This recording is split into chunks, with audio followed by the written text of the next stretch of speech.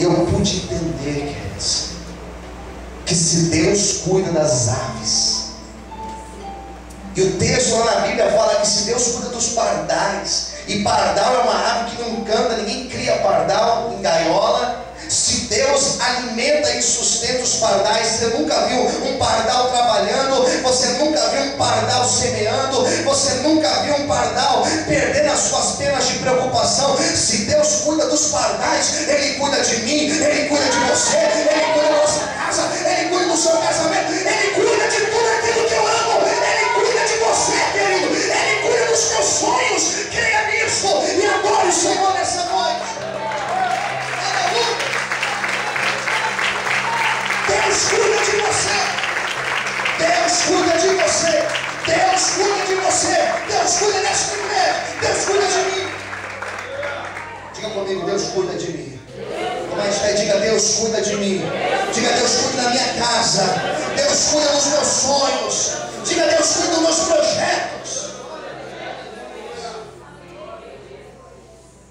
Moisés fica ali naquele ambiente 40 anos. O que ele fez em 40 anos? Sabe o que Moisés fez em 40 anos? Estudou. Moisés era um cara, irmãos, extremamente culto, formado. Quando Estevão falou de Moisés, lá em Atos 7, você pode ler depois.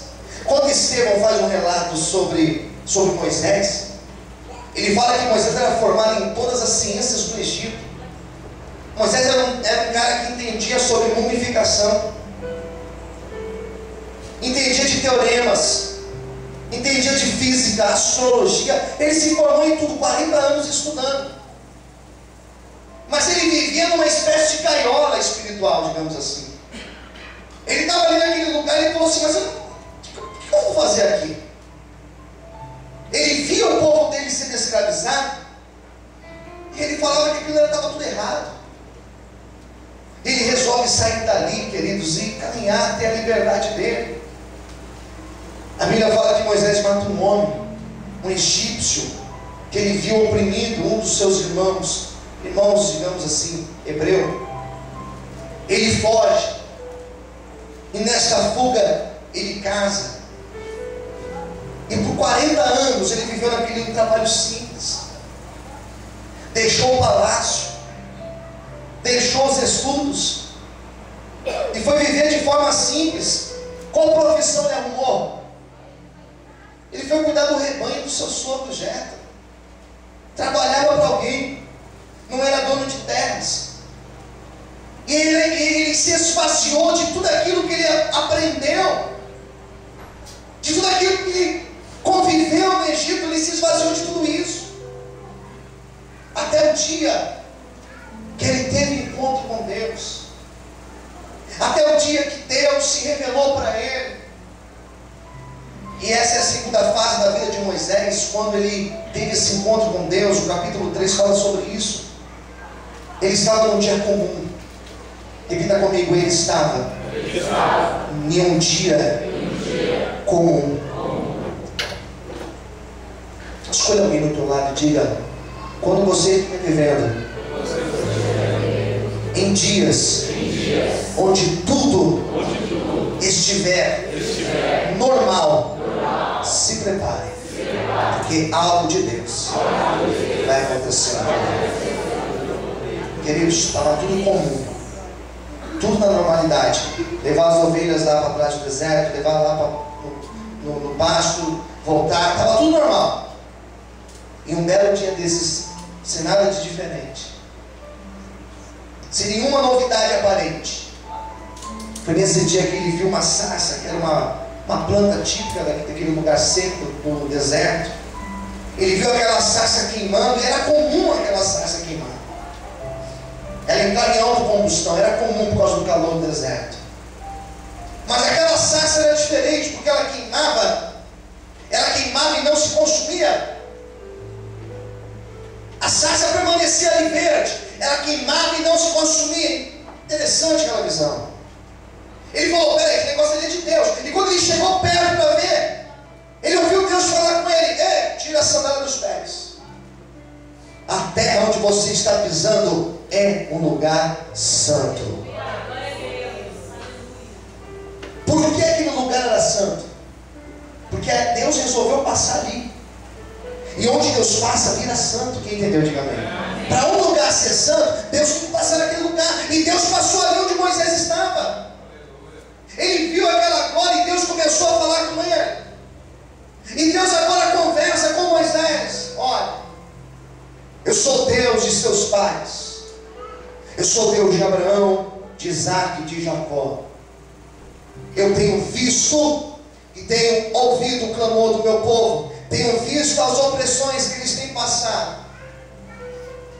E eu começo a entender que o Deus que nós servimos é um Deus que tem uma visão muito boa e tem uma audição muito boa. Deus viu e Deus ouviu. Amém? Sabe essa situação que você está vivendo? Deus viu e Deus ouviu. Amém? Sabe a palavra de afronta que você tem ouvido? Deus também ouviu. Sabe o problema que você está passando? Deus está vendo. Sabe a situação na tua casa que o pastor não está vendo? Deus está vendo. Sabe aquilo que está no teu coração que ninguém conhece, ninguém entende, somente te julga? Deus está vendo. Deus conhece, Deus ouve, Deus vê. O Deus que nós servimos, Ele não tem olho de barro. O Deus que nós servimos, Ele tem olho de fogo. Ele vê todas as coisas. O Deus que nós servimos, o Deus que Ele não está tampado, o ouvido dele está aberto para ouvir o teu clamor e a tua busca. Se você tem clamado, tenha certeza que a resposta de Deus, ela virá sobre ti, em nome de Jesus. Quando os poderes...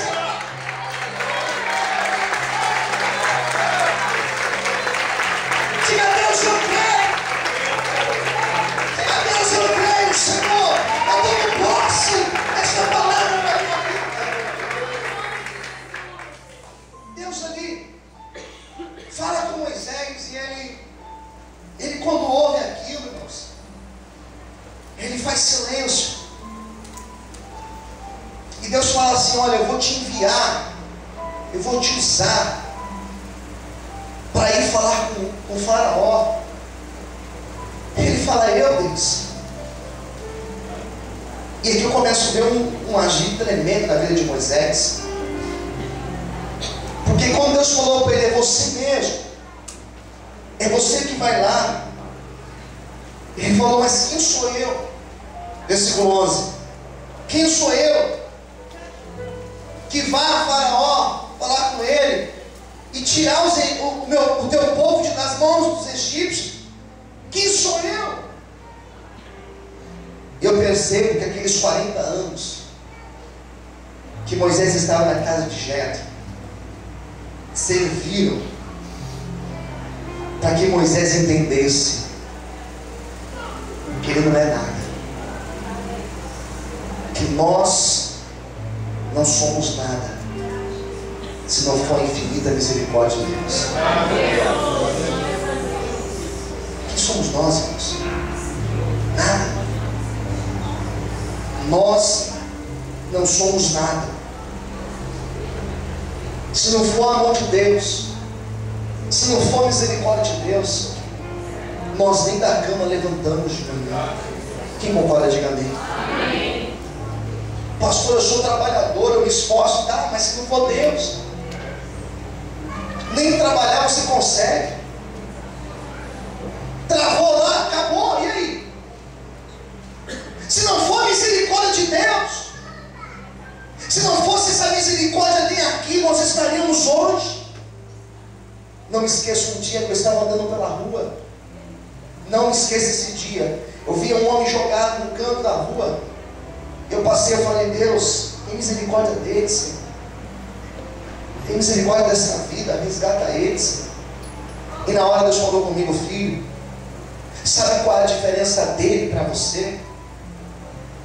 Eu pensei que Deus ia falar assim: porque você vai no monte orar, porque você estuda a Bíblia, porque você está na igreja, na minha presença. Eu pensei que Deus ia falar isso. E sabe o que Deus falou para mim? Nada. A diferença é que a minha misericórdia, ela alcançou a tua vida primeiro. A única diferença é essa. Se não fosse a misericórdia de Deus, como diz o salmista, nós já teríamos sido destruídos. Moisés então, quando ele começa a ouvir Deus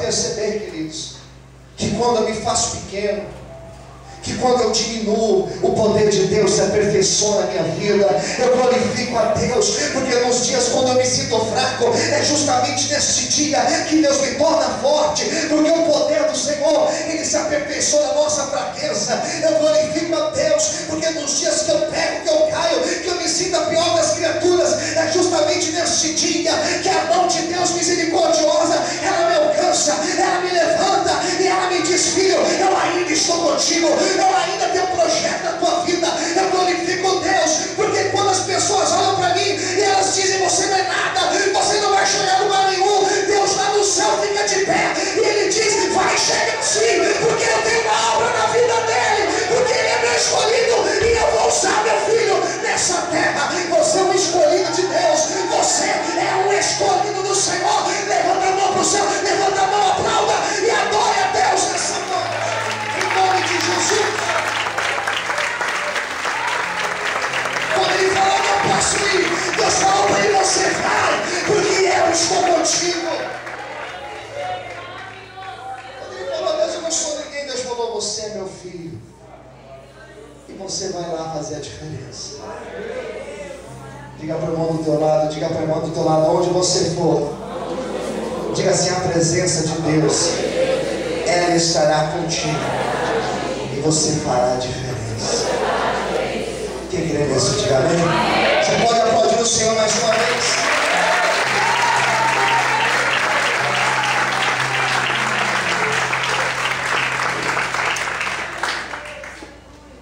E ele então, ele é enviado por Deus, agora com 80 anos. 80 anos, isso, 80 anos. Começa a terceira fase dele.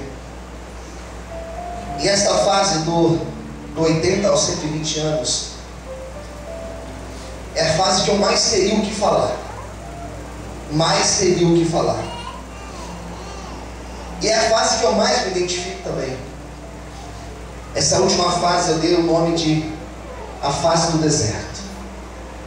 Pergunta a pessoa do teu lado, para o seu vizinho aí ou para a sua vizinha: você conhece um pouquinho de deserto? Diga assim: você já passou pelo deserto alguma vez? E alguém vai dizer: pastor, eu sou pós-graduado em deserto, sou PhD em deserto. Pastor, deserto é comigo mesmo. De deserto a gente entende. Essa igreja aqui entende um pouquinho de deserto.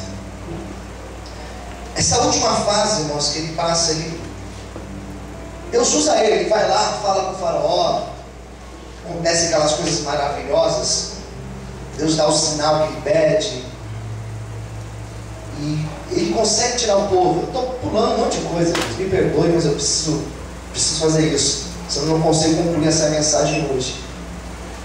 Deus manda as pragas lá no Egito, e depois da última praga, a praga chamada praga dos primogênitos, foram 10 pragas.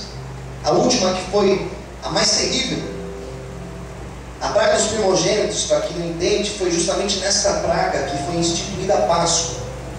E a Páscoa, no sentido original, não no sentido que a gente celebra, não no sentido do cristianismo, mas a Páscoa aqui no sentido bíblico, significa a passagem, a saída do povo da terra do Egito para a terra de Canaã, a terra prometida. E foi justamente nessa situação da Páscoa, nessa última praga, que na casa de todos os egípcios, da casa de Faraó, a casa mais pobre lá do Egito, todas as casas, o filho primogênito morreu. Só não morreram nas casas do povo de Deus, em que eles passaram o sangue do cordeiro nas portas, nas entradas das suas casas. E foi justamente nessa última praga que Faraó não tem jeito, ele teve que abrir, ele teve que deixar o povo sair. E o povo sai. E agora para Moisés conduzir este povo para a terra de Canaã, a terra prometida.